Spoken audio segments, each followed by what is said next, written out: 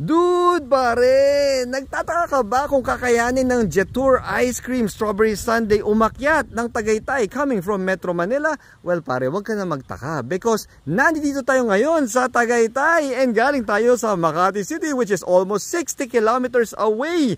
And pare, hindi lang sa kayang-kaya niya pero sobrang stable ng Jetour Ice Cream kahit na bumabiyahe tayo sa Skyway or even sa mga highway, pare. Walang problema, kasabayan yung mga trucks at malalaking mga SUVs. Kasi ang cute-cute talaga nitong Jetour Ice Cream at talagang hindi ka ibubuli sa kalsada dahil lahat nakangiti pag nakita nila itong Jetour Ice Cream.